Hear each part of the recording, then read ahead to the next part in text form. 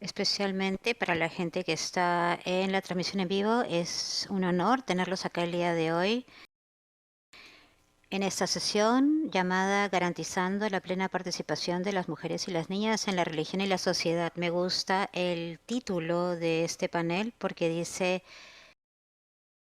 garantizar y no solamente invitando o alentando o algo más sutil, porque uno esperaría que en el siglo XXI estamos en un lugar en donde podemos garantizar la participación de las mujeres y de las niñas.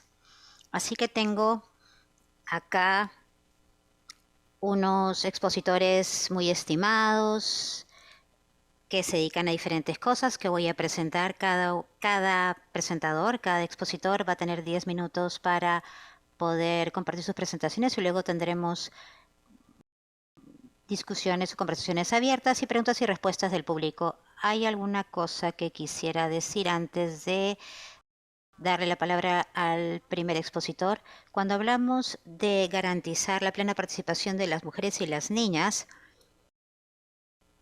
podría darse esto en diferentes niveles. A un nivel estructural, donde hay barreras organizacionales, puede ser a un nivel interpersonal, en donde hay que trabajar a través de las expectativas que tienen las mujeres de sí mismas o de las familias o de la sociedad.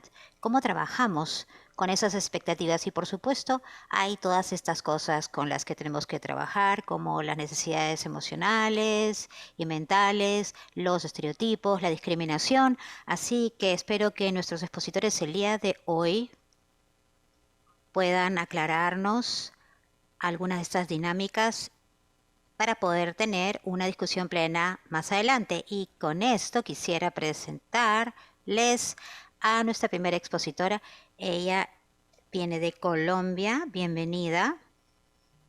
Su nombre es Liliana Franco, presidente de la Confederación Caribeña y Latinoamericana de Religiosas y Religiosos, CLAR.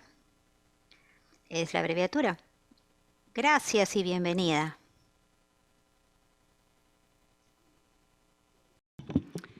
Buenas tardes. Me dirigiré a ustedes en español.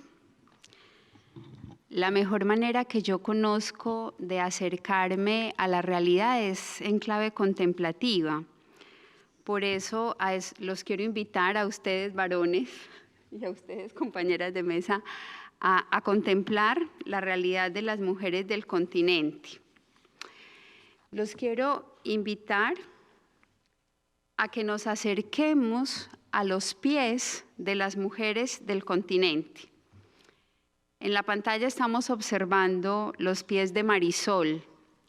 Tiene 6 años. Es una entre tantas niñas campesinas del continente. Debe recorrer grandes distancias para llegar a la escuela. La educación que recibe desconoce su identidad y su cultura.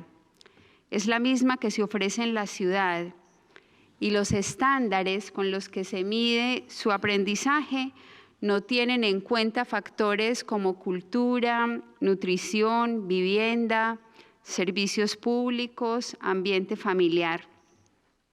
La pandemia ha venido a evidenciarnos todas las brechas sociales, económicas y tecnológicas de las que ella es víctima. Y los invito a hacer un silencio reverente para contemplar los pies cansados de Juanita, Estefanía y Adelaida.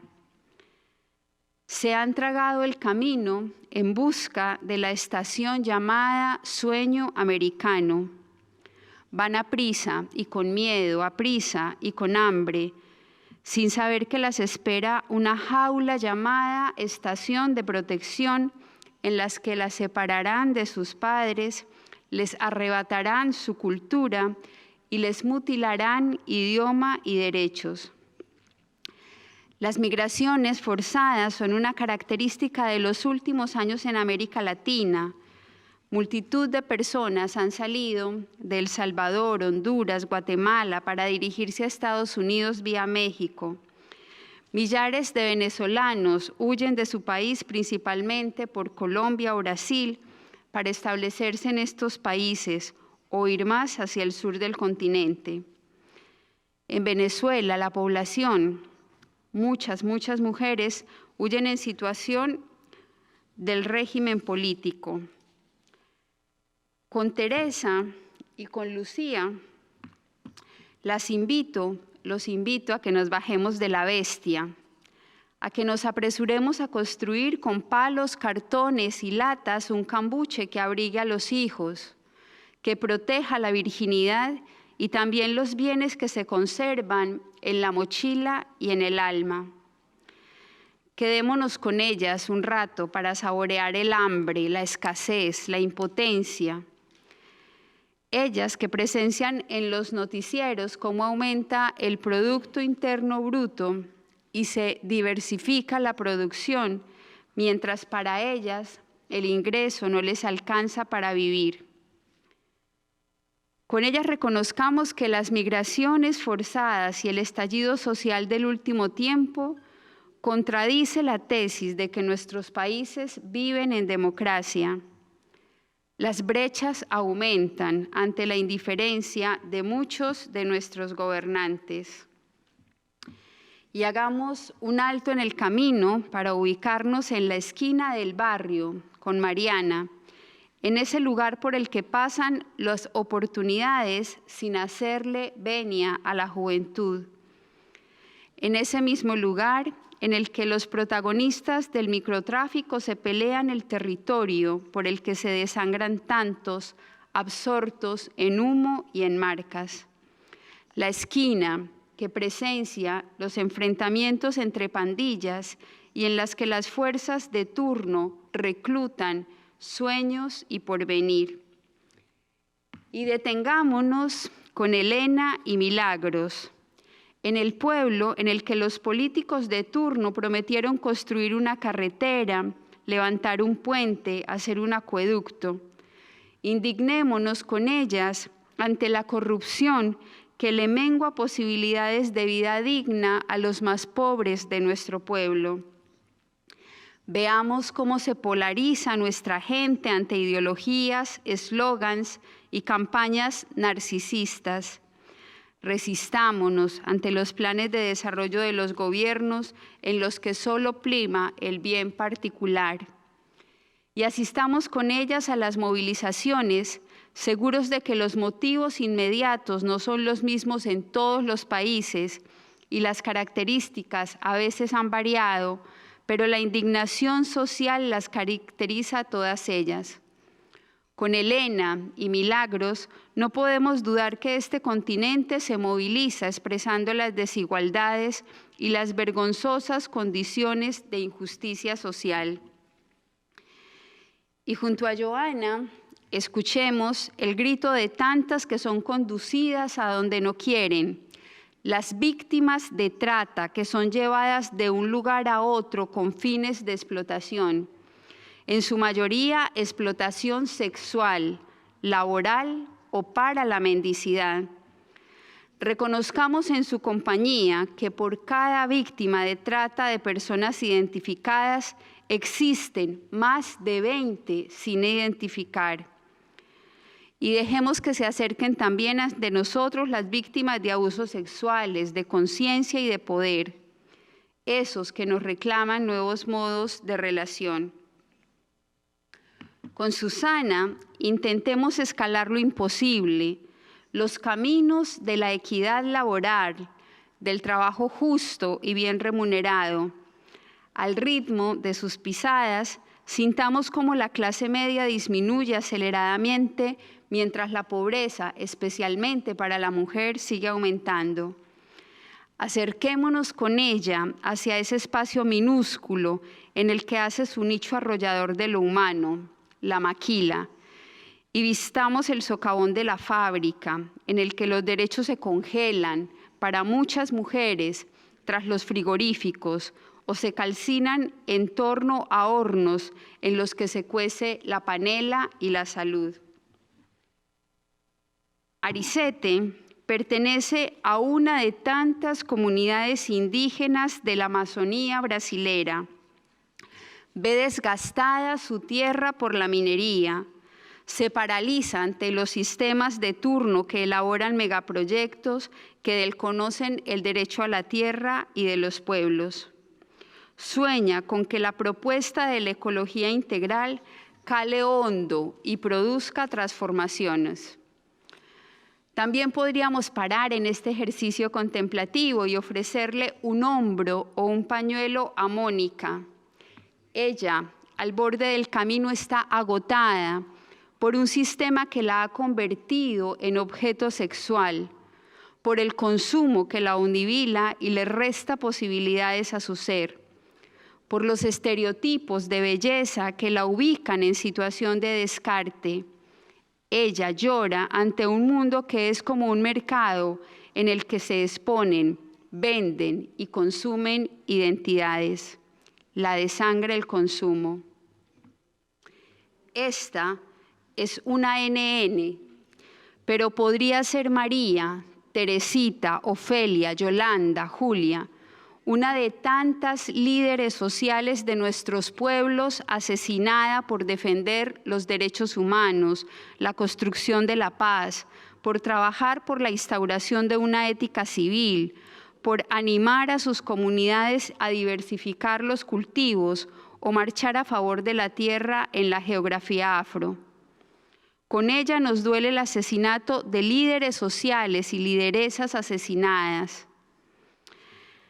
Daniela y Marta aprendieron a hacer el camino de dos en dos, con dificultad y superando muchos obstáculos, incluso congregacionales. Estudiaron teología cuando las facultades del continente solo ofrecían a las mujeres las posibilidades de formarse en ciencias religiosas. Se doctoraron, una en dogmática y la otra en pastoral. Regresaron a su tierra para empeñarse en ofrecer lo que a ellas se les negó, pero encontraron cerradas las puertas de las universidades. Alguna les ofreció trabajo por horas y en otra les dijeron que las plazas solo son para sacerdotes, pastores o varones. Beatriz acaba de cumplir 72 años. Ha sido catequista desde los 15.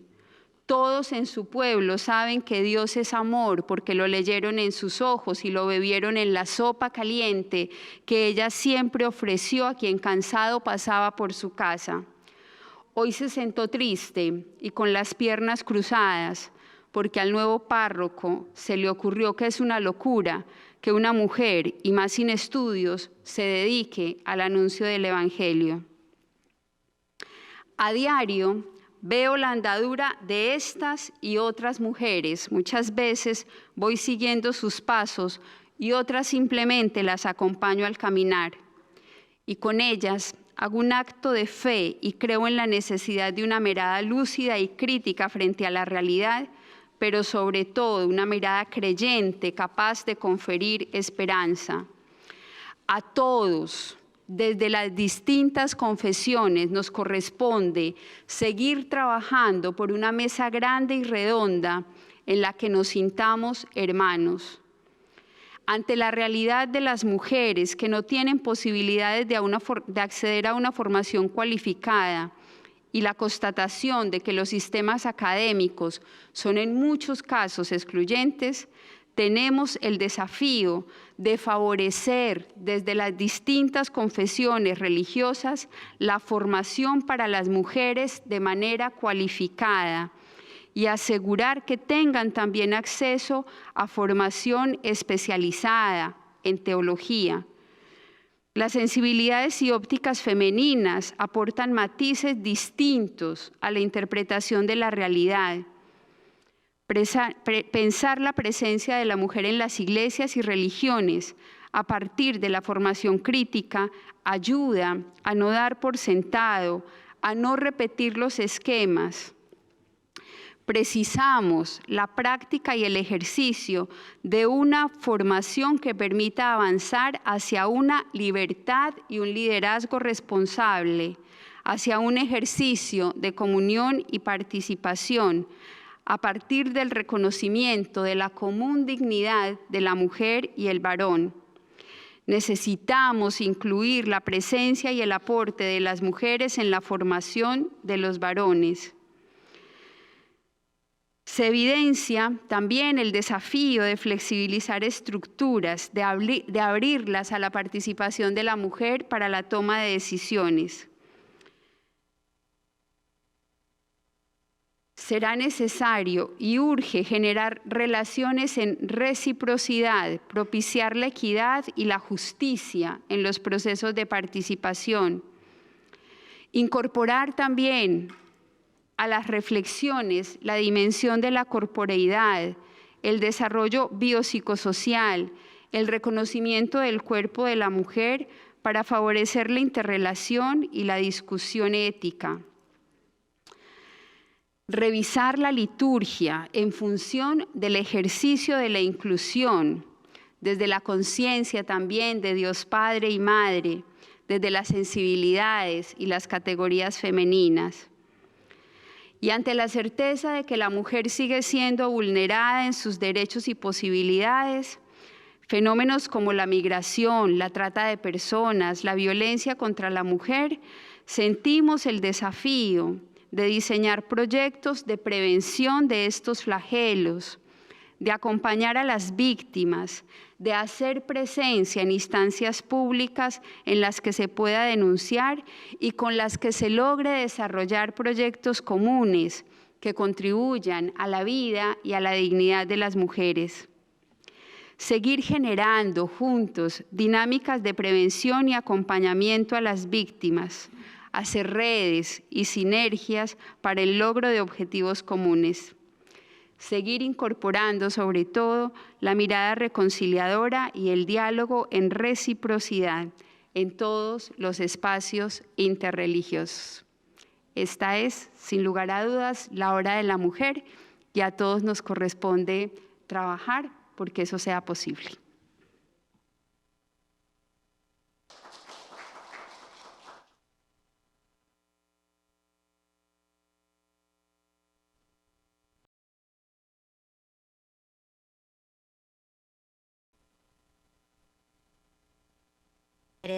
Sea más real para nosotros y la próxima vez que camines con ellas o las veas, por favor, dales nuestros saludos más cálidos y esperamos poder hacer más para hacer que sus vidas mejoren.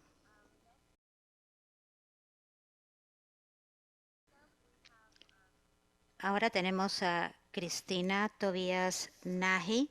Ella es la directora de Comunicaciones y Asuntos Públicos de Islamic Relief USA y trabaja como enlace del Consejo Asesor para el Grupo de Trabajo sobre Refugiados, Desplazamiento y Migración, Foro Interreligioso del G20. Es un gran honor estar acá.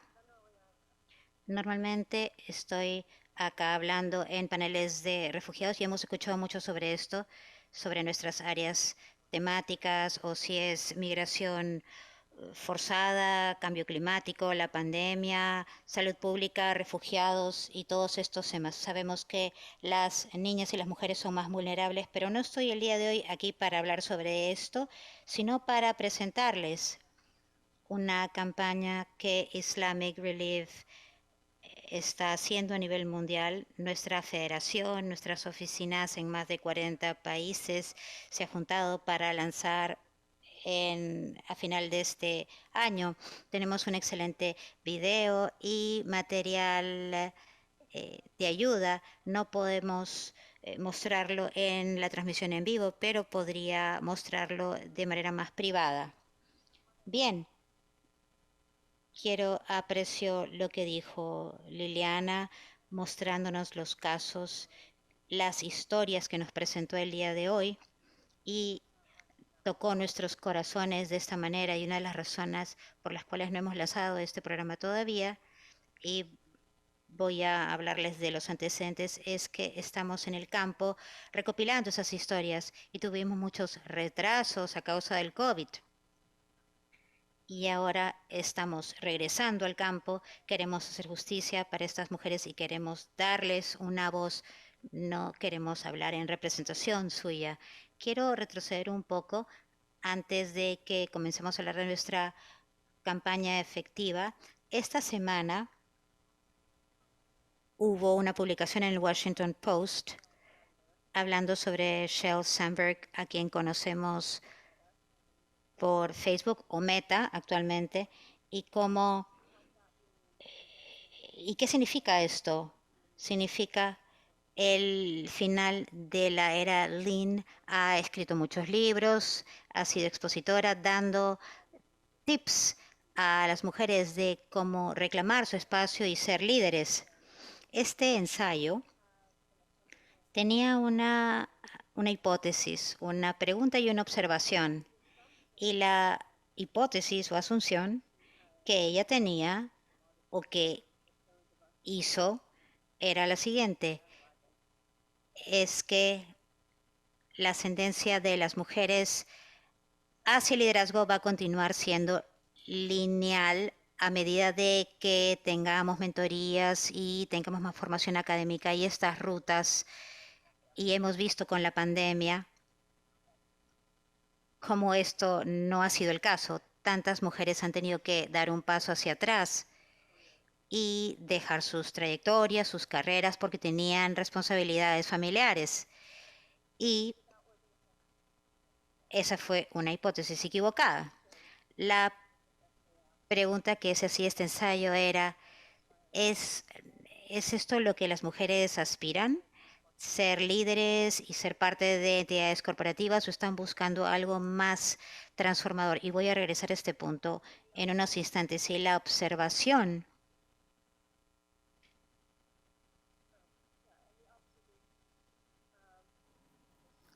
La observación que esta autora hacía era que un acto sencillo de buscar la equidad, la igualdad, es transformador.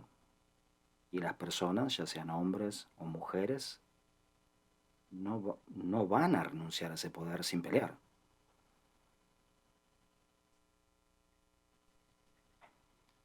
Entonces, continuando con este tema de qué significa lo transformador, mi organización, Islamic Relief USA, se ha juntado y han decidido que tenemos la responsabilidad de ser una entidad que tenga una visibilidad y que tenga acceso a tanto de los países en donde tenemos acceso y trabajamos, y es el acceso a las comunidades locales y la confianza de ellas, ya sea acceso a los gobiernos, a las personas con poder.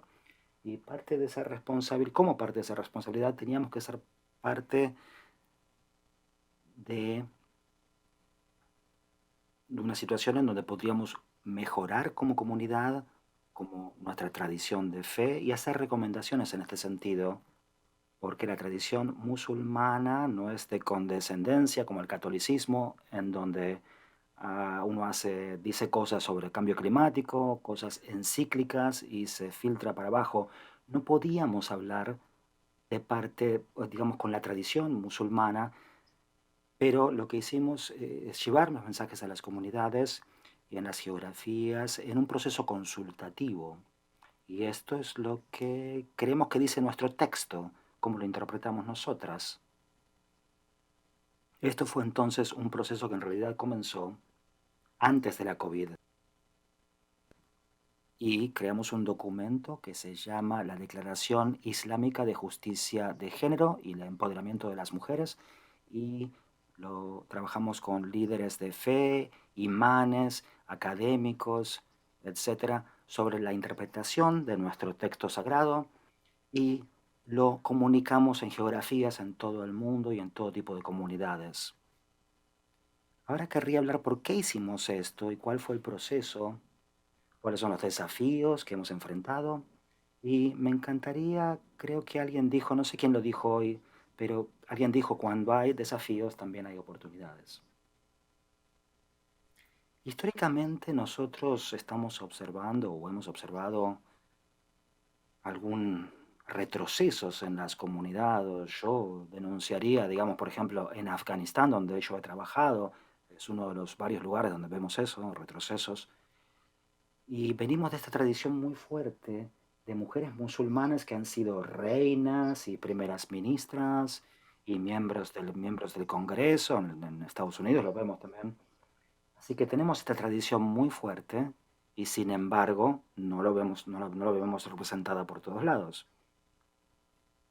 Así que el objetivo de nuestra declaración, y lo leeré esto lo tengo aquí escrito, es ser una iniciativa que sea un hito que ponga principios principales de justicia y que también desafíe las culturas tradicionales perversas y que problematice las culturas, las cosas que hacen las mujeres vulnerables, que afirme el derecho dado por Dios a todos los seres humanos y nuestro deber de ponernos frente a la injusticia. Esta declaración propuesta va a movilizar acción global y regional y trabajo de incidencia y hará un llamamiento para alianzas y firmas dentro del mundo musulmán, junto con nuestros aliados, ya sean seculares o religiosos, y también los multilaterales, para dar nuestro compromiso para terminar con las injusticias de temas de género.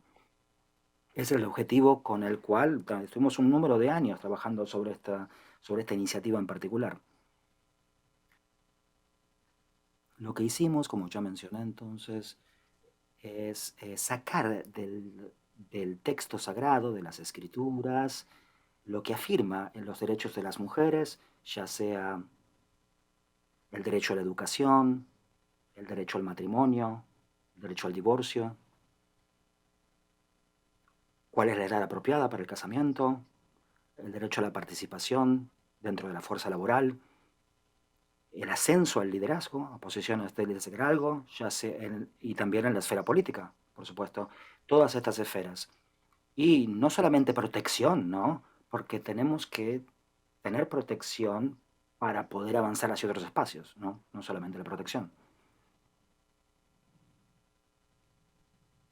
A medida que avanzamos hacia las comunidades y nos involucramos y logramos compromisos, aquí es donde realmente conseguimos algunos de los desafíos, vimos algunos de los desafíos. Primeramente, esta iniciativa tiene dos partes. Originalmente, bueno, era más una fase externa, una campaña de fase externa por la cual queríamos educar a otras comunidades y a otras tradiciones de fe, en el sentido de qué es lo que están viendo en los medios de comunicación y que no es la interpretación correcta y no es el Islam. La religión del Islam son cuestiones culturales y no del Islam. Entonces, a medida que nos estamos aventurando externamente, también estamos encontrando bastante resistencia y nos dimos cuenta que teníamos que educar a nuestras propias comunidades, dentro de nuestra comunidad. Y eso es algo que hablamos, es la alfabetización literaria, la alfabetización también es un tema muy importante, cómo trascendemos esta barrera de alfabetización en la educación. Otro desafío que enfrentamos a medida que pensábamos en cómo hacer esto es otros líderes de fe, imanes, académicos, de manera muy privada, estaban de acuerdo con todo lo que decíamos, pero no quieren exponerse públicamente y comprometiéndose a eso, diciendo que están de acuerdo. Así que aprendimos entonces, estamos aprendiendo cómo avanzar de esta forma, ¿no? Con estos temas que ocurren. Esto también es una oportunidad, de alguna manera, como mencioné antes. Un desafío, pero una oportunidad también.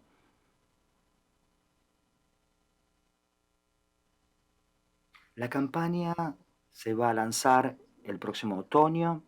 Como ya mencioné, va a pasar el mismo día, la misma semana, en 40 países, todo al mismo tiempo, para lograr mayor impacto, que los medios de comunicación lo difundan. Vamos a tener muchas redes sociales, académicos, vamos a hacer trabajo de incidencia con distintos gobiernos, distintos organismos de las Naciones Unidas. También vamos a hacer algunos actos teatrales, digamos, que esperamos que logren llamar la atención. Si tienen algunas ideas, estamos abiertos a sugerencias. Como organización, nosotros entonces estamos pensando este es un trabajo de incidencia más grande, pero quería concluir con la siguiente idea. Aunque hacemos trabajos de incidencia, el trabajo de incidencia no es nuestra principal línea de trabajo en mi organización, somos una organización de desarrollo, pero tenemos que unir esto a un trabajo programático real en los países donde tenemos presencia y eso nos hace acordar de todas nuestras respuestas para los distintos sectores con los que trabajamos, ya sea educación, salud, agua y temas sanitarios, protección. Dentro de la programación que nosotros realizamos, siempre garantizamos que nuestros programas tengan un énfasis especial sobre las mujeres, niñas y jóvenes, porque también el liderazgo, los medios de sustento, si queremos hacer un cambio transformador, no va a pasar solamente a nivel de trabajo de incidencia, va a pasar a muchos niveles con temas de derechos, programas inclusivos, oportunidades para ellas, de manera de que podamos unir todo esto al trabajo de incidencia con los estudios de caso, con las evidencias y evidenciar que el trabajo que hacemos está teniendo impactos. Queremos tener que haya más mujeres en el Congreso, no necesariamente que sean reinas, digamos. eh, Queremos ver mujeres allí, en el campo, y que nuestras sociedades sean inclusivas para todos. Muchas gracias.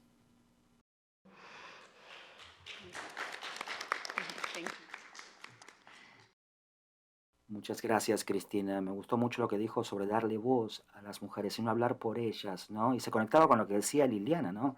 Más antes, incluir a las mujeres en el proceso de toma de decisiones. Es tan importante, ¿no? Entonces, tener una plataformas sinceras a través de las cuales involucrar a las mujeres y escuchar de ellas, y no solamente hablar con la voz de ellas, ¿no? Y quiero que ir a ese almuerzo. Sí, 40 países, 30 países que van a ser parte de eso. Con eso entonces querría ahora avanzar a la próxima ponente, la señora Andre Kitagawa, que es presidenta de la Academia Internacional para la Cooperación Multicultural y copresidenta del Grupo de Trabajo sobre Igualdad de Género y Trata de Personas del Foro Interreligioso del G20. Audrey, adelante.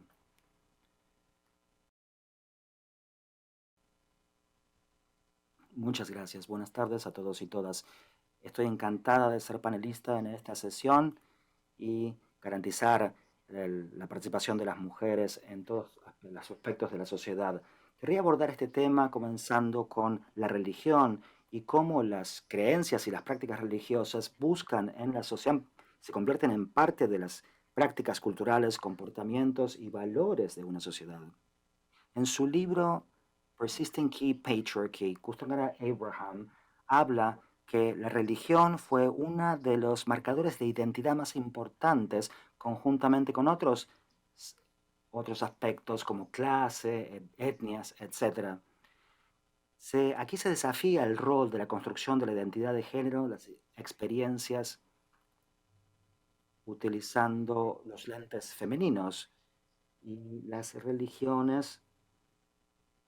No voy a tener tiempo para indicar muchas otras religiones, pero creo que es muy indicativo esto de cómo las religiones. Kuchorani, la autora, indicó que las doctrinas y las prácticas se traducen a experiencias diarias y la ideología patriarcal que legitimiza la utilización de la fuerza y las jerarquías de género. Ahora, la conciencia de género adquiere un valor normativo en la vida de las mujeres y de los hombres. La indoctrinación religiosa del hombre como jefe de familia básicamente idealiza situaciones que afectan a las mujeres. Esto tiene un impacto hegemónico, según la autora Kuchimari, en todas las mujeres, ya que normaliza una división y por lo tanto la patriarquía hace que las mujeres tengan jerarquías y desarrolla aspectos negativos, más que nada porque está ayudada por la religión. Y en el patriarcado tradicional, las relaciones de género y la manifestación se manifiestan en instituciones, incluido el matrimonio, la familia y en el hogar. Y ve al padre como el jefe del hogar, responsable de la conducta de la familia. Las personas que están afectadas por la patriarquía, por ejemplo, Dios se revela como masculino, no femenino. Dios ordena, tiene roles de género para los hombres y mujeres. El hombre es parte de la creación, de orden. El marido y el padre es el jefe de familia, es un líder en la familia que da protección. El liderazgo masculino en el hogar sigue hacia la iglesia, donde los hombres se les permiten tener posiciones de poder en la iglesia y esto va a pasar en la sociedad también, en espacios cívicos y otro tipo de esferas. Desde que la mujer fue creada como una ayuda hacia el hombre, como una persona que hace nacer a niños y las esferas de dominio para la mujer o la esposa es en la casa y esto está y la mujer está conectada con el hogar. Las hijas también están bajo el comando del hombre, del padre, porque si esto no es así, los recipientes de la provisión del padre no lo van a tener. Ahora, la patriarquía bíblica es similar al complementarianismo y muchas de sus diferencias son solamente de grado, no tanto de otra cosa. El materialismo, esto dice que el liderazgo masculino en la iglesia y en el hogar es importante. La patriarquía bíblica excluye los espacios cívicos, a las mujeres de los espacios cívicos. Las mujeres no pueden ser líderes, no deben tener carreras fuera del hogar. Y en la práctica esto significó que las mujeres no deben votar, no puede estar fuera del hogar y debe estar bajo la autoridad y la subordinación de los varones. Ahora, uno puede decir que la religión ha promovido el patriarcado a través de las escrituras religiosas y con las ceremonias religiosas y prácticas también. Y la iglesia ha empoderado a las prácticas. Las prácticas religiosas también estigmatizan algunas funciones biológicas que se mezclan con la esencia misma del ser mujer, como por ejemplo la menstruación. Y una mujer que menstrua se puede prevenir de que participe en actividades religiosas o que ponga el piso en el templo, que ponga el pie en el templo. Y esto porque son percibidas como impuras. La mayoría de las religiones tampoco no permiten que las mujeres tengan posiciones de liderazgo dentro de las estructuras de la iglesia. De hecho, Felipe Beck, en un artículo reciente que escribió, dice que el matrimonio históricamente significó que una mujer pase de la autoridad del padre hacia la del marido. Y hace no tanto tiempo, las mujeres aquí en Estados Unidos se les podía negar el acceso a una tarjeta de crédito si no tenían el permiso del marido.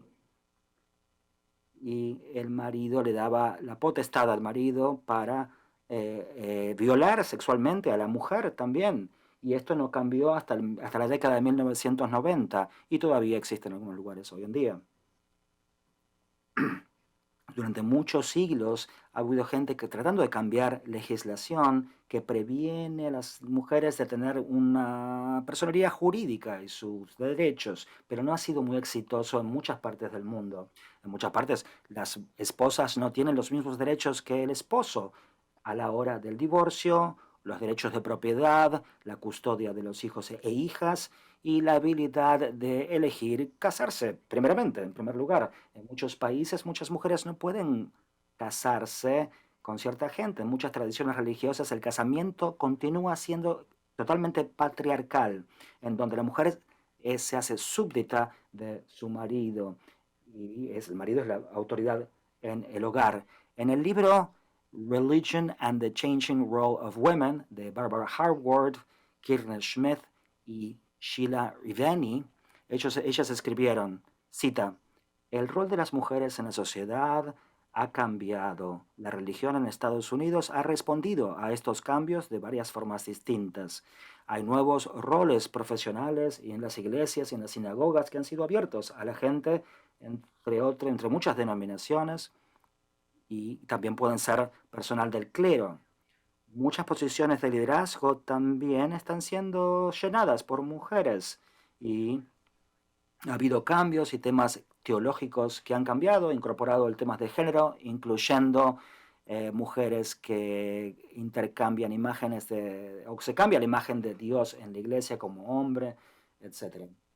Por otro lado, algunos grupos religiosos han sido líderes en oponerse a las mujeres dando por sentado que en liberar a las mujeres como temas de aborto, control de... esto ha ido a otros movimientos más importantes en donde los grupos religiosos y denominaciones se han convertido en muy polarizados. Esto ha afectado también las expectativas de la iglesia y contiene muchos voluntarios mujeres. Ahora, este patrón de cambio de roles para las mujeres ha cambiado las estructuras tanto de la sociedad como de las ideologías dentro de la religión en Estados Unidos. En última instancia, ¿cómo hacemos para garantizar la participación completa de mujeres, niñas y jóvenes en la sociedad y que implique una participación equitativa de mujeres, niñas y jóvenes, además de la de los hombres?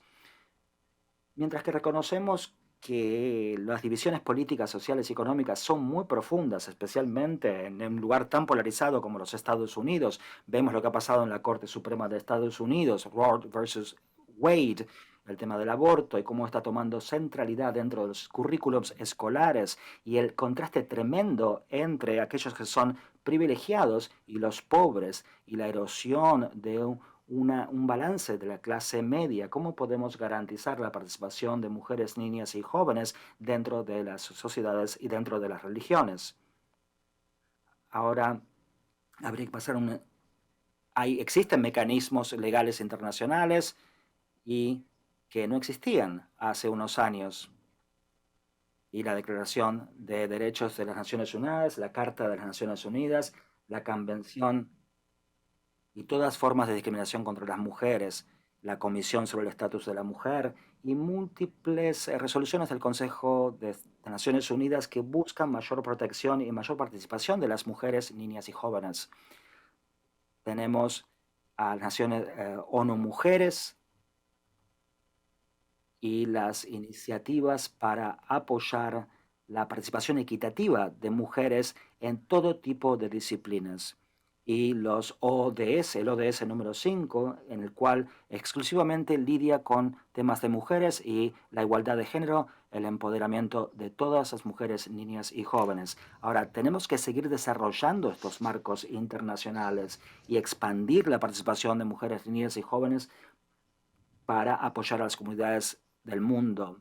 Y estos marcos jurídicos legales y la implementación en la práctica debe ser hecha a través de las comunidades religiosas para alentar la participación completa de niñas y mujeres en la sociedad y en los grupos religiosos. Debemos reconocer que las mujeres son un agente poderoso de transformación y si acaso esperamos contar con un mundo más pacífico y justo, no podemos excluir al 50% de la población mundial.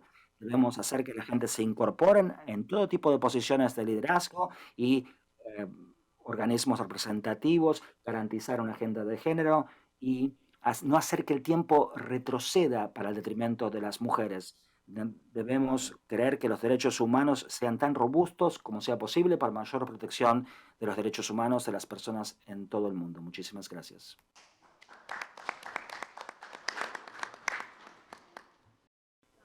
Muchas gracias, Audrey. Me encantó el reconocimiento que las mujeres son agentes poderosos de la transformación, por supuesto. Aplausos. También muchas gracias por comentarnos sobre los peligros de el patriarquismo y quisiera ahora dar la palabra a nuestra última expositora, Louise Sprague. ¿Cómo es la pronunciación? Siempre la llamé doctora Lois, presidente del The Givers Center for Religion Inside Out. Muchas gracias. Es un gran honor para mí estar el día de hoy con ustedes en este panel y definitivamente, si es que vamos a garantizar la plena inclusión de mujeres y niñas en la religión y la sociedad, va a necesitarse todo el esfuerzo de todos acá presentes y de otras personas. El Gibbord Center es una organización interreligiosa sobre la base de la experiencia. Reunimos personas para desafiar las hipótesis y asunciones, para liberar, perdón,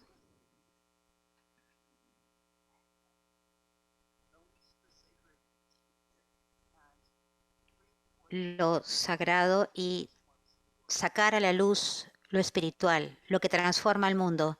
Si vemos lo que está pasando en el mundo actualmente, vemos estas luchas entre hombres y mujeres, luchas que se desarrollan de diferentes maneras, formas de manejar las crisis en el mundo. Y quisiera ver dos hipótesis que tenemos y cómo podemos verlas de manera diferente y qué tan importantes son en esta lucha. Y quiero compartir con ustedes dos historias y comentarles sobre dos cosas que está haciendo el Gibbord Center. Hace muchos años, los doctores y los investigadores investigaron qué es lo que le pasa a las personas cuando se sienten amenazadas y crearon o identificaron algo llamado el síndrome de la huida. Significa que si me siento amenazada, sube mi adrenalina y estoy lista para ir a la guerra o para huir. Existe un problema pequeño con este estudio. Ignoraron a las mujeres, no tomaron en cuenta a las mujeres. Cuando las mujeres se encuentran bajo estrés, sus cuerpos reaccionan de una manera diferente.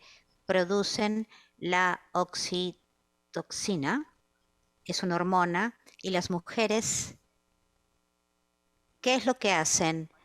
Cuando las mujeres están en crisis, se afilian, forman lazos. Me parece que necesitamos un poco de eso ahora, a medida que estamos lidiando con las crisis en el mundo y el poder de las mujeres. Y la ruta para las mujeres hacia adelante es encontrar diferentes formas de afiliarse. El segundo concepto que quisiera mencionar es que hay una antigua teoría de cómo piensan las personas y dice que el concepto confunde un precepto. Hay muchas maneras de decir esto. Lo que significa esto es que si tengo un concepto de lo que es algo, por ejemplo, el concepto de lo que es una mujer, y luego, ¿qué sucede? Comienzo a ver las otras cosas que podrían ayudarme a verla de manera distinta. Y es realmente importante para nosotros ver la forma en que pensamos sobre las mujeres y el rol de las mujeres el día de hoy y dónde reside nuestro poder, porque nuestro poder viene nuevamente de las diferentes formas en que podemos afiliarnos y que podemos estrechar lazos con otros. Una parte del conflicto que estamos pasando en el mundo actualmente es que las personas en el poder no quieren dejar este poder, porque la imagen es esta: si dejo mi poder, tú me vas a tratar de la manera en que yo te he tratado y haré cualquier cosa para defenderme de esa posibilidad. Pero eso no es efectivamente cierto cuando vemos lo que las mujeres están tratando de hacer. Dos historias. El Gibbord Center fue iniciado por el reverendo o la reverenda Gwen Gibbord, un ser humano de lo mejor que realmente amaba a los otros y estaba preocupada en el bienestar de las personas con las que tomaba contacto. Trabajó con el Consejo Nacional de las Iglesias y hubo un rumor o una advertencia hacia los hombres. ¿Realmente quieren ustedes ir a cenar con Gwen? Porque tengan cuidado porque 3 días después se van a dar cuenta de lo que aceptaron hacer. a los inicios de su carrera, y esta historia no vienen de ella, vienen de otras personas, pero lo verifiqué con ella, había una persona que no creía en la ordenación de mujeres, en el empoderamiento de las mujeres. Y Gwen estaba en el proceso de llegar a determinados puntos. Y él hizo todo lo posible para evitar el ascenso de Gwen. Y era el jefe del consejo. Quería ella una posición en el consejo. Y Gwen se reunía con él, tomaba contacto con él y decía, me gustaría formar parte del consejo. Y él decía, no, eso no va a poder suceder. Y ella dijo, ok, pero dime cómo llegaste a ser sacerdote y cuéntame sobre tu familia y cuéntame de las cosas que son importantes para ti. Y ella comenzó a preocuparse por él. Y llegó un momento en que ella fue al consejo y hubo unas discusiones en el consejo, cómo vamos a proceder, y se le permitió tomar la palabra antes de la votación. Y ella dijo al consejo, quiero decir algo muy importante en este momento, porque hay una división sobre este punto. Y quiero decir, cuando vi a esta persona en el servicio, al momento de la oración, vi que él amaba al Señor tanto como yo, que él es un ser humano tan bueno como yo, tan fiel como yo, y no quiero que este voto dañe nuestra comunidad. Y les pido a cada uno de ustedes que hablen con su corazón y voten de acuerdo a lo que consideran que es correcto, y que quiero que sepan que no importa cómo resulte la votación, voy a continuar amando y respaldando este consejo. Y se retiró con el permiso del consejo, y cuando el consejo votó, todo el mundo estaba sorprendido y votaron de manera unánime para invitarla a formar parte del consejo. Y en su lecho de muerte, el sacerdote llamó a Gwen para que estuviera con él en ese momento, porque se trata de las relaciones, de construir relaciones, de mantener relaciones. Otra historia. Una gran parte del trabajo que hace el Gibbard Center es tras bambalinas. Tratamos de ayudar a las personas a superar sus dificultades para que puedan volver a conectarse, y esto sucedió en el Medio Oriente. Había una situación muy difícil en un hotel y todos se reunieron ahí y trataron de encontrar una ruta, una solución. Gente con muchos conflictos, y en algún momento uno de estos señores relacionados con la guerra golpeó la mesa y dijo, no puedo hacer esto, y se quiso poner de pie, y Gwen, sin pensarlo, le tomó la mano, bajó su mano, y en ese momento nadie sabía lo que iba a pasar. Sacaron las pistolas y ella dijo, no puedes irte porque eres demasiado importante. Tu presencia aquí es demasiado importante, por favor, quédate. Y respiró, se sentó y todo el mundo respiró hondo y solucionaron o atravesaron la crisis. Se trata de decir, hay algo más importante en mi agenda. Hay una imagen de que cuando nos ponemos de acuerdo, nos juntamos, los hombres y las mujeres pueden hacer cosas extraordinarias. Y esa es una imagen que necesitamos fomentar a medida de que contamos y recontamos nuestras historias. Disculpen.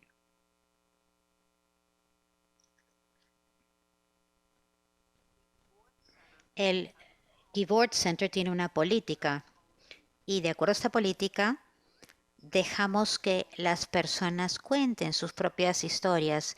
Entonces, si queremos ver el tema de la violencia contra las mujeres en el Islam, muchas personas en los Estados Unidos tienen interés en este tema.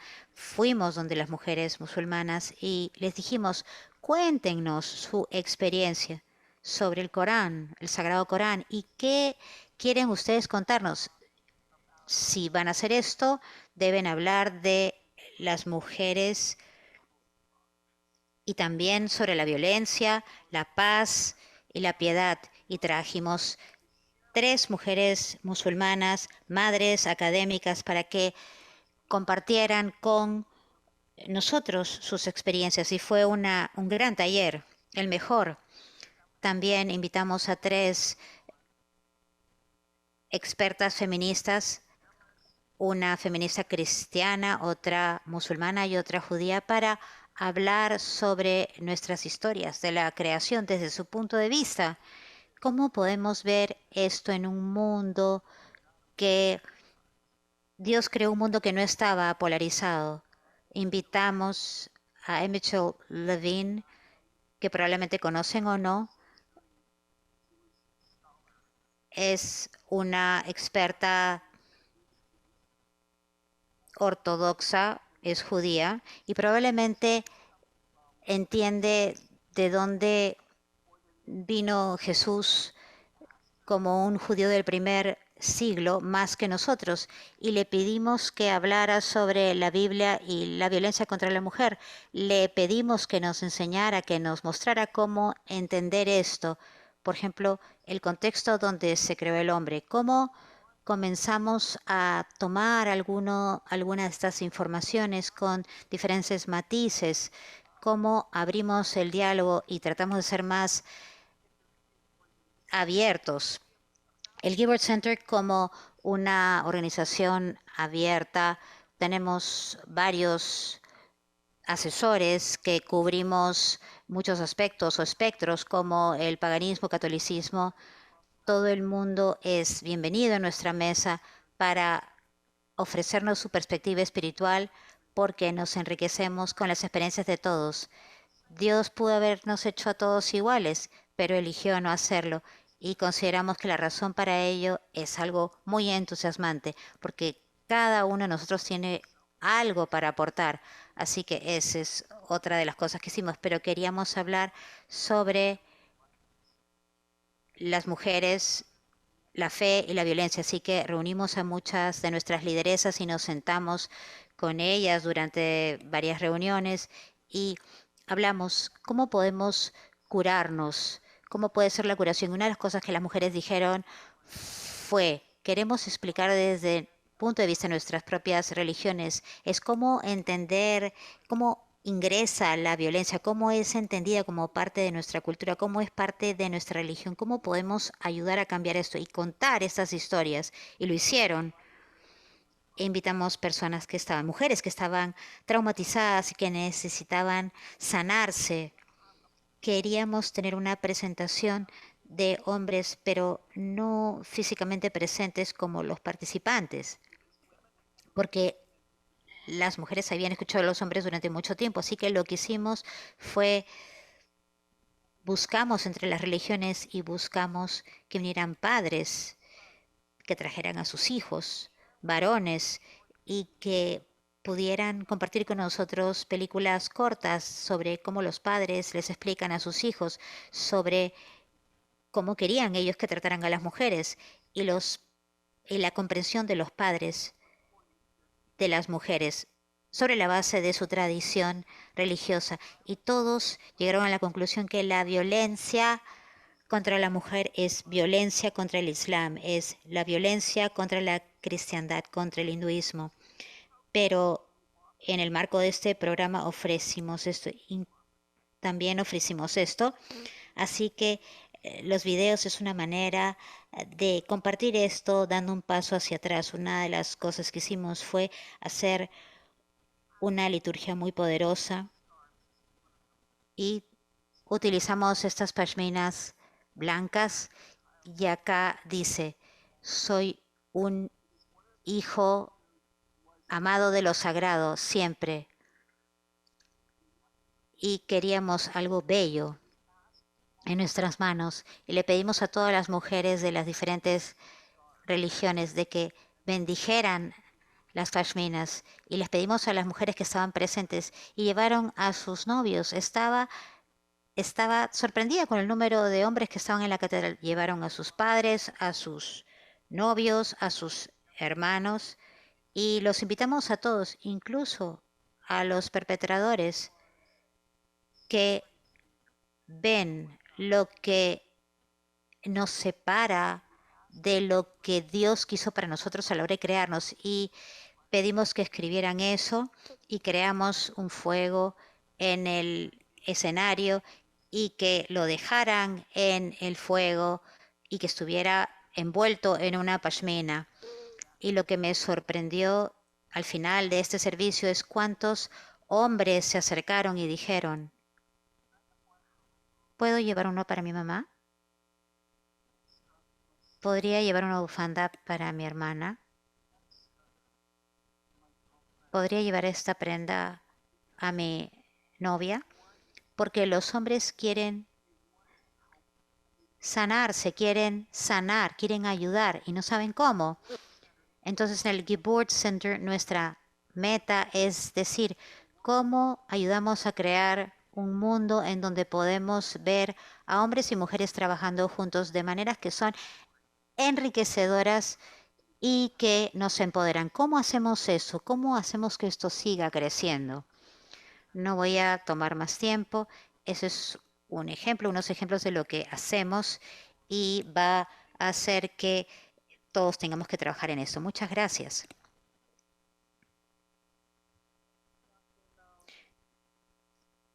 Gracias, doctora Lowe.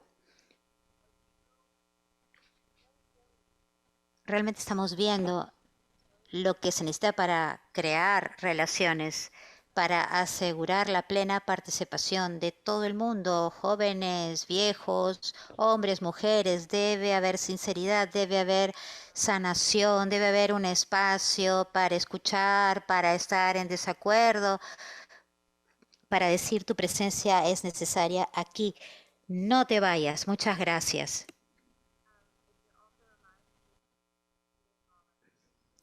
Eso también me hizo acordar, escuchando a todas las oradoras, en un artículo que vi en the Harvard Business Review, en donde se decía que al convertirse en un líder involucra mucho más que tener un título o hacer el trabajo de un líder. Lo que involucra es un cambio completo de identidad. Y escuché a muchas de las oradoras aquí diciendo sobre cómo las mujeres tenían que ser vistas distintas y las mujeres mismas a veces necesitan verse distintas a ellas mismas. Voy a tomarme ahora un momento para más o menos revisar algunas ideas. A medida que yo estaba tomando notas, escuchando a la gente, hice como una itemización de cosas que se han dicho, el comenzar con la educación, con educar a los hombres, educar a la sociedad, hacer que las mujeres sean partes de los procesos de toma de decisiones, evaluar las escrituras, ir a nuestras raíces y sacar cosas de ahí, trabajo de incidencia con la comunidad, educativas en nuestras comunidades, desarrollar un marco internacional o marcos internacionales y compartirlos y utilizarlos entre nosotros y nosotras. Y muy importante, algo muy importante, que nos va a llevar a todos, cada uno tenemos que hacer lo siguiente, encontrar distintas formas de afiliarse, formas genuinas de crear relaciones y curarse, y el poder de la narrativa, de las historias, como nos compartió, bueno, en realidad todas aquí han dicho algo sobre las historias. La narrativa es tan poderosa, ¿no? Para garantizar la participación completa y de mujeres también, y de niñas, y de jóvenes. Como no tenemos mucho tiempo tenemos un poquito de tiempo para preguntas, ahora permítanme a ver, tener una idea, a ver si alguien tiene preguntas en la audiencia. Yo sí quería volver a esa idea de un cambio fundamental de identidad.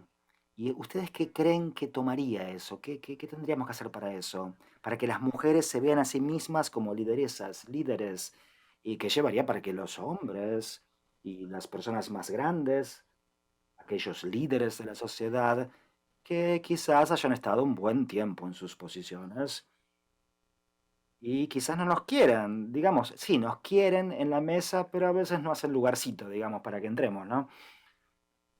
¿Qué llevaría, qué demandaría tener este cambio fundamental de identidad? Sé que si quieren responder primeramente las oradoras aquí y sé que hay preguntas, hay gente que tiene preguntas.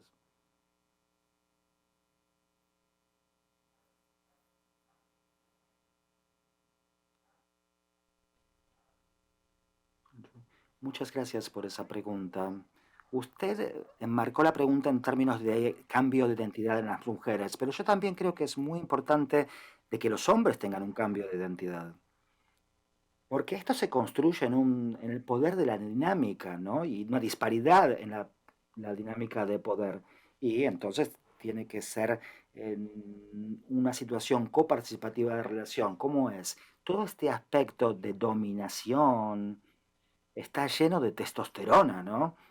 Así que definitivamente necesitamos estar en condiciones de crear un cambio de identidad, lo cual es muy difícil para los hombres, porque históricamente esta identidad del patriarcado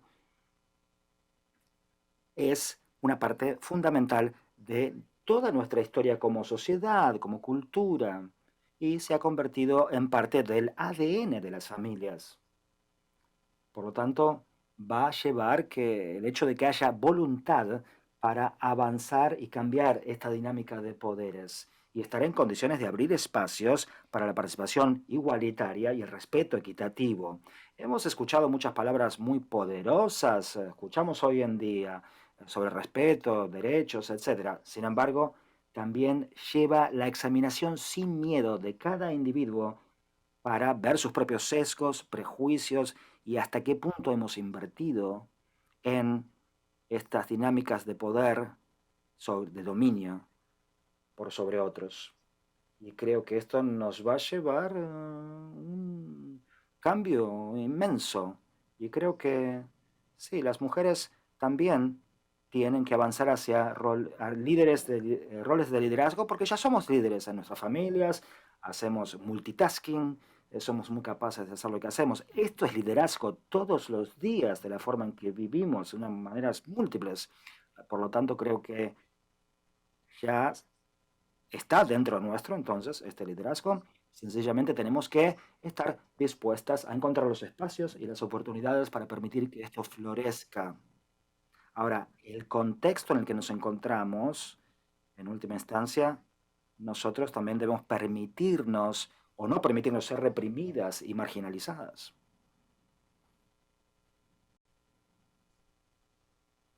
Voy a agregar algo también, y va a tener que ver con el tema del que yo estaba hablando antes y mucho de lo que fue esta conferencia sobre temas de refugiados.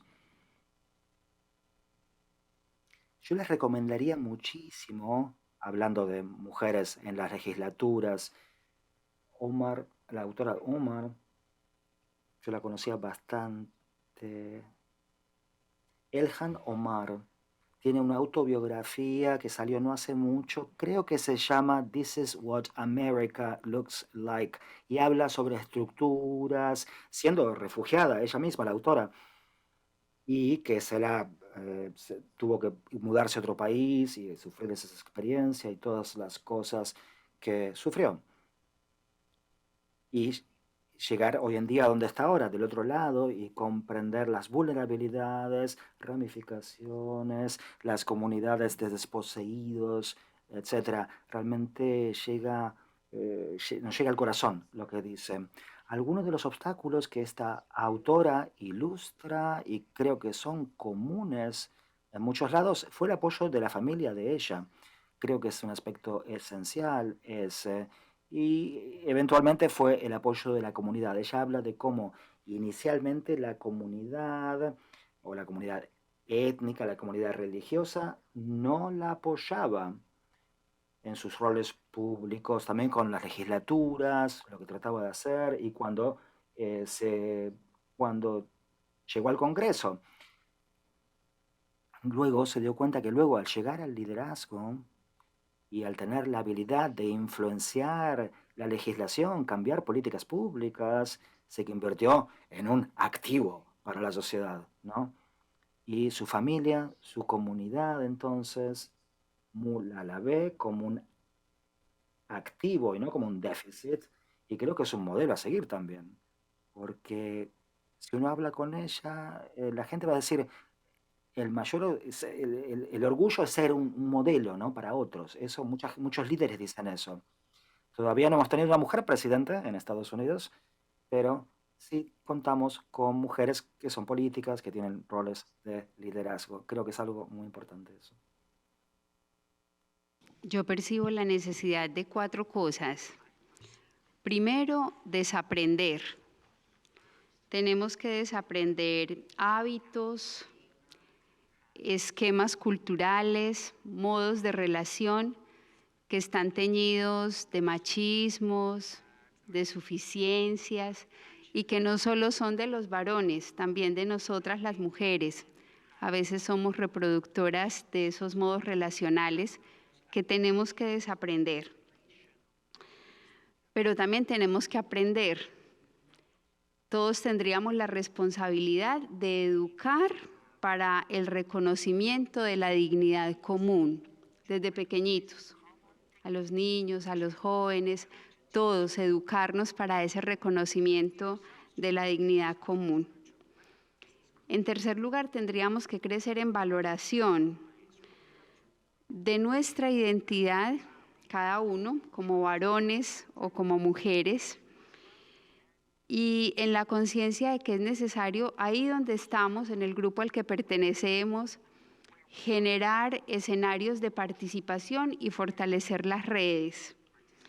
Y en cuarto lugar, a mí me parece muy importante abrazar la reciprocidad, la conciencia de que este camino lo hacemos juntos, de que los varones no son una amenaza para las mujeres y las mujeres no son una amenaza para los varones, que tenemos que caminar en condición de hermanos y eso nos va a exigir purificar los modos de relación, aprender a mirarnos de manera nueva, valorarnos en nuestras diferencias y entender que el mundo se construye desde la óptica de lo femenino y de lo masculino y que las dos ópticas son evidentes tanto en varones como mujeres y son necesarias.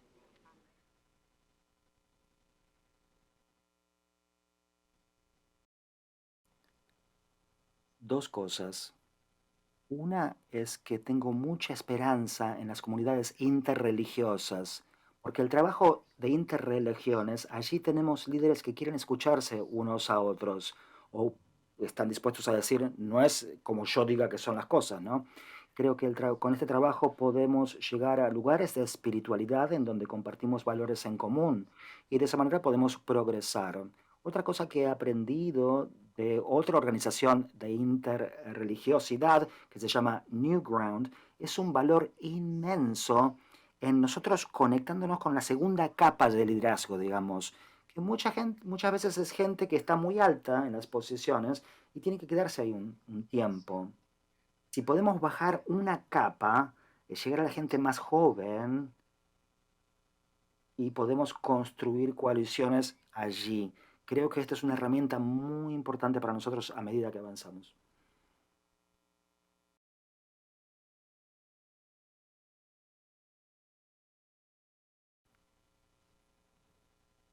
Querría agradecer a todas las oradoras, ha sido maravillosas, a las que han hablado tan elocuentemente sobre estos temas.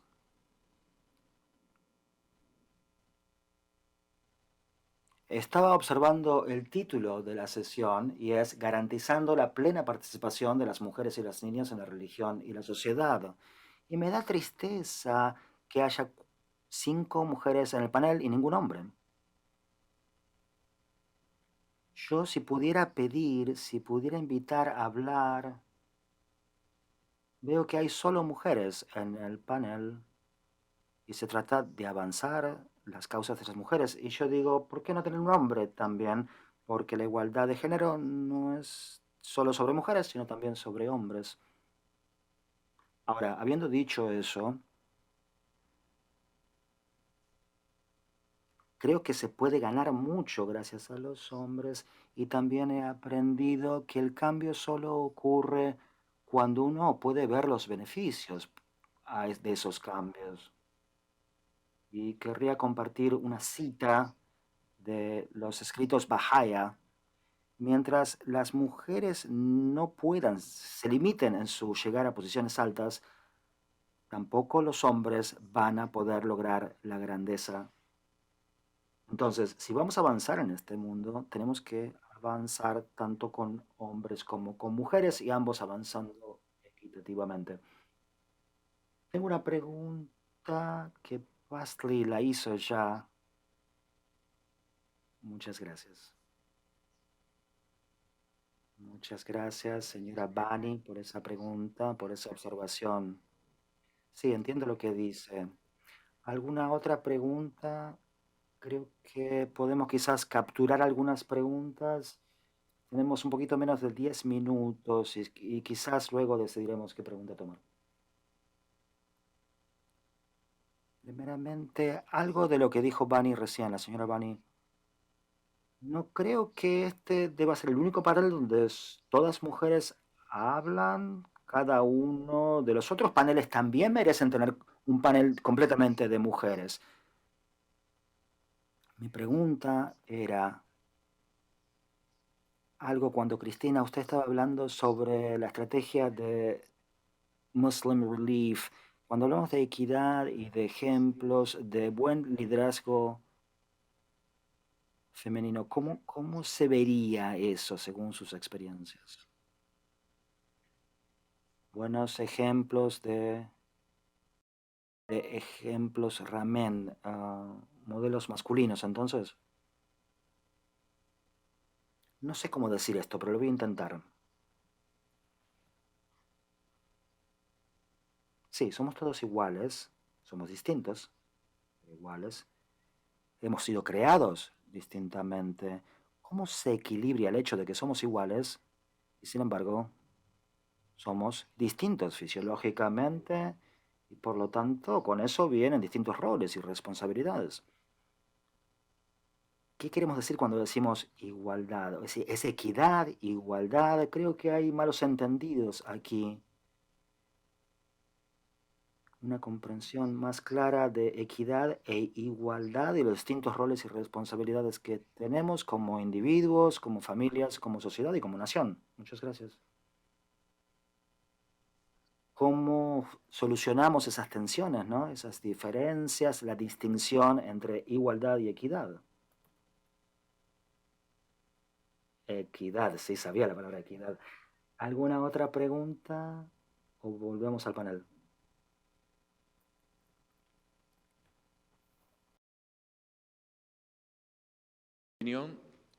A veces tengo la impresión desde algunos discursos en la sociedad de que se traslada la idea de lucha de clases a diferentes interpretaciones y valoraciones de carácter teológico. Creo que quizás nosotros debiéramos apuntar un poco más a la idea de cooperación de diferentes en función de objetivos comunes. ¿Creen que desde el ámbito religioso podemos encontrar ese tipo de espacio para la cooperación hombre-mujer en la igualdad de oportunidades? No siempre la igualdad de roles, si no fuera lo que se está buscando, pero al menos la igualdad de oportunidades. Y observo una experiencia en el caso de la presencia mayoritaria de hombres en el pastorado, al menos en el pastorado protestante. Y lo observo en este sentido, son más hombres los que se ocupan del establecimiento de iglesias que mujeres.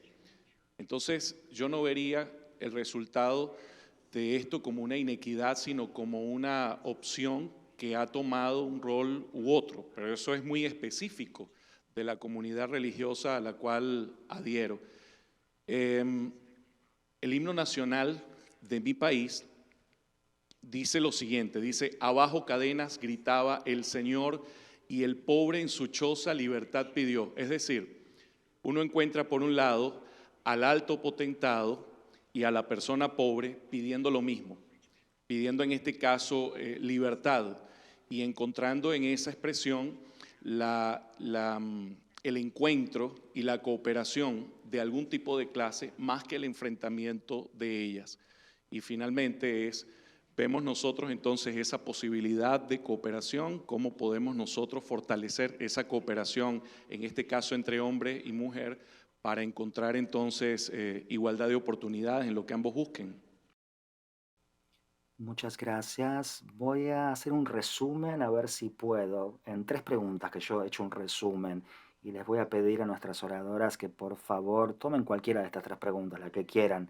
Hubo una pregunta, si yo la entendí correctamente, es esa idea de buscar en nuestras religiones ejemplos de cooperación, igualdad de oportunidades. Eso es lo que escuché que se decía.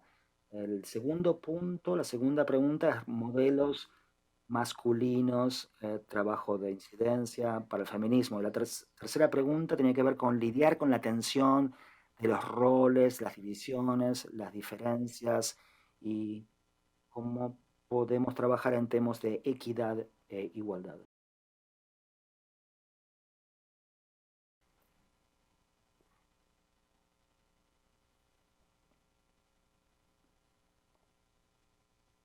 Sí, la tensión no tiene que ser necesariamente negativa, estamos hablando de diferencias.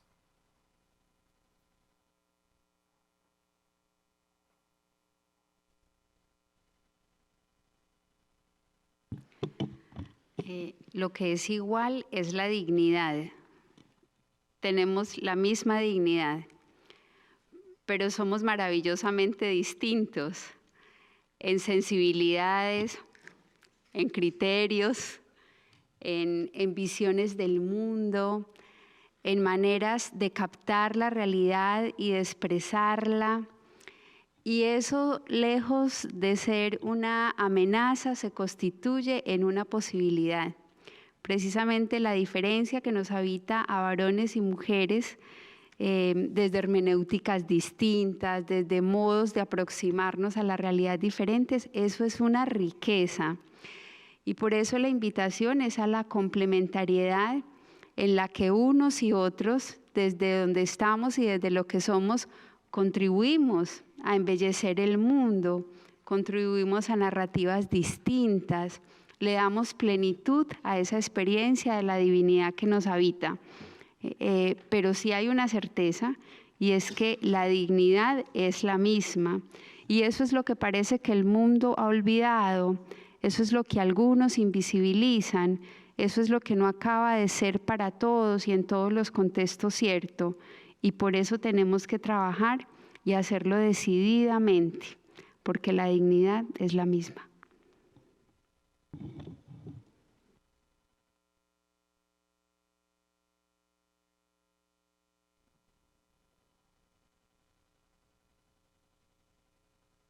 Bueno, voy a tomar entonces una pregunta de el liderazgo.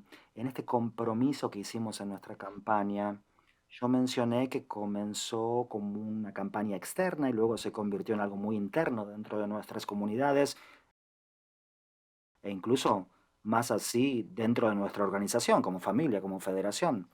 Y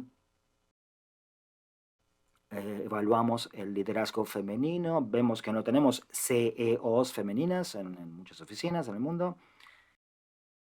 Y una de las cosas que le estamos pidiendo a todos nuestros CEOs es que hagan una promesa, un compromiso para crear más líneas de avance dentro de sus organizaciones y esperemos que eso pueda ser un modelo y una inspiración para otras organizaciones. Porque los estamos haciendo que rindan cuentas, que sean visibles. La otra pregunta que se hizo, déjeme ver.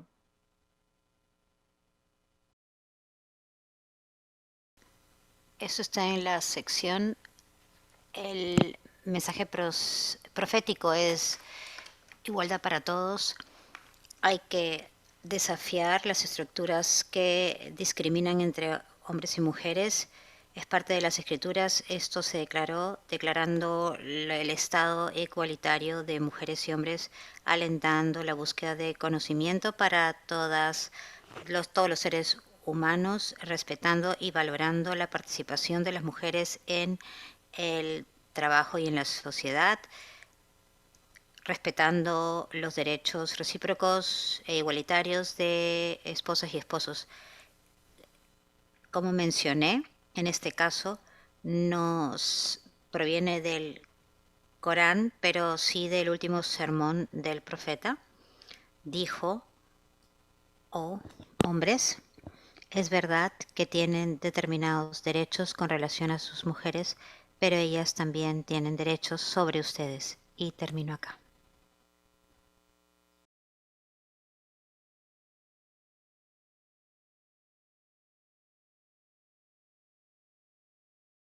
Muchas gracias por estas preguntas. Quisiera tener más tiempo para poder responderlas en mayor detalle.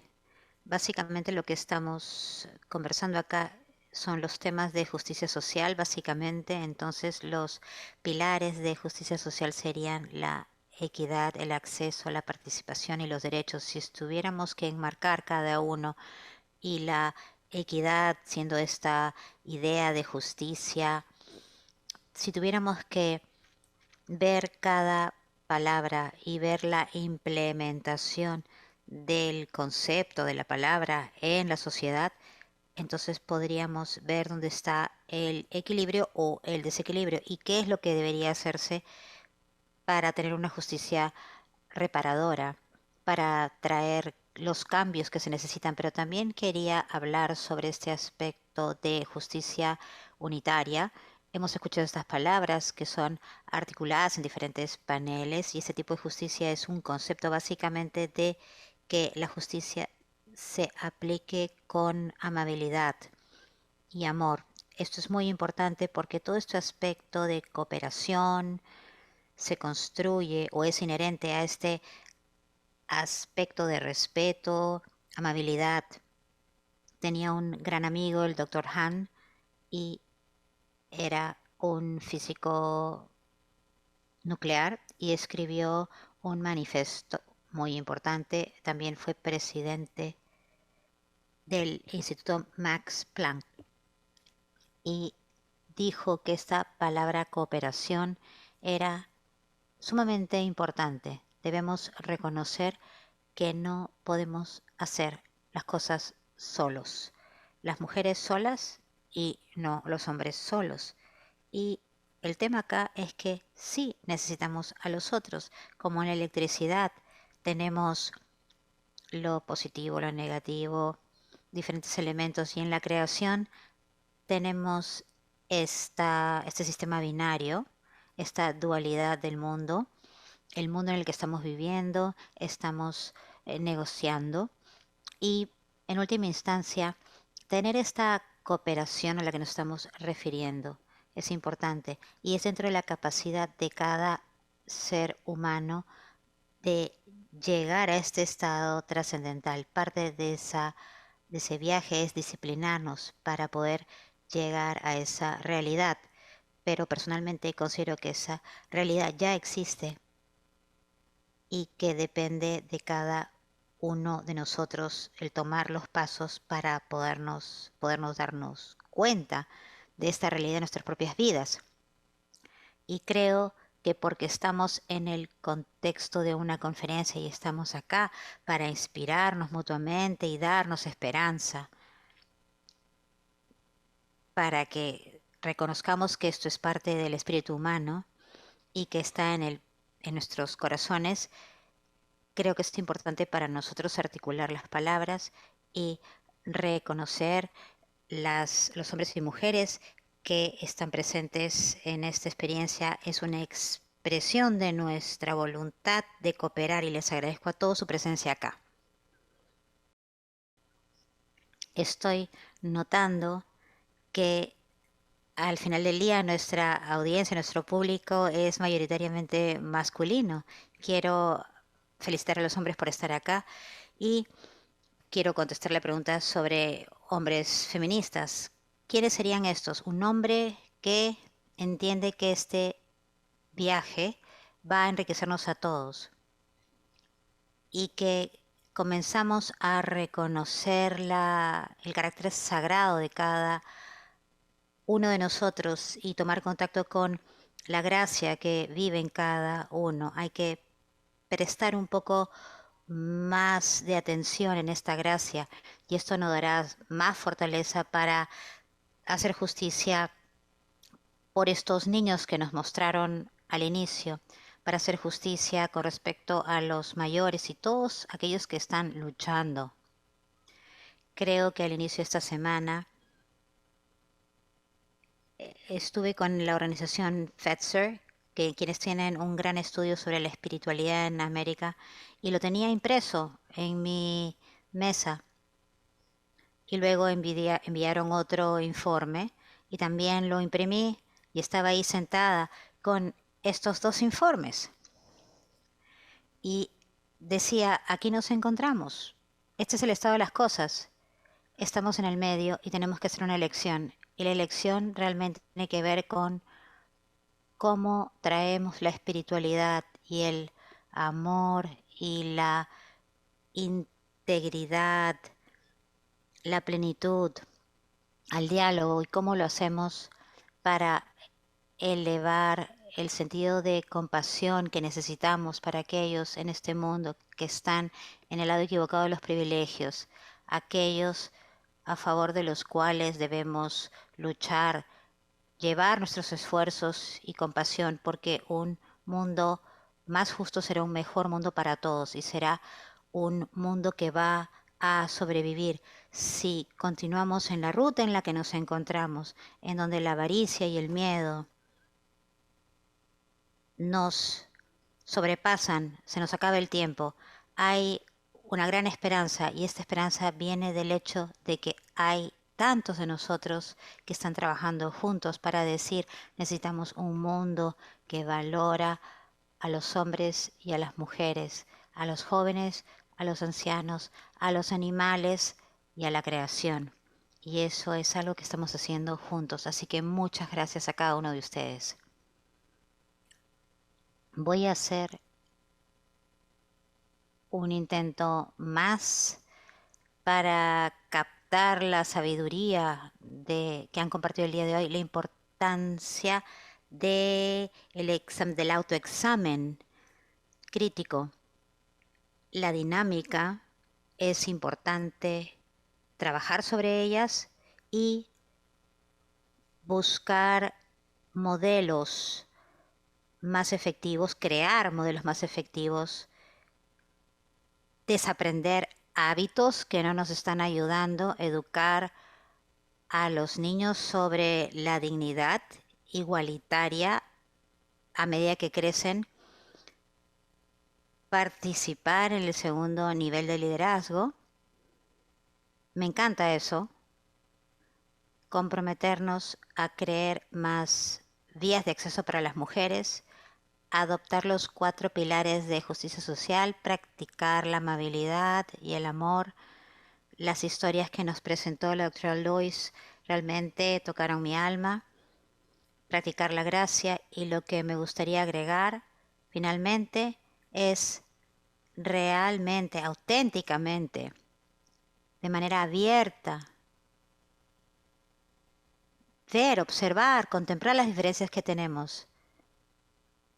Y recuerdo esto, se creó el hombre y la mujer en diferentes naciones para que nos pudiéramos conocer entre nosotros y creo firmemente que las diferencias que están ahí, esa tensión que está ahí, no es una fuente de negatividad, pero más bien una fuente de enriquecimiento y de alimentación.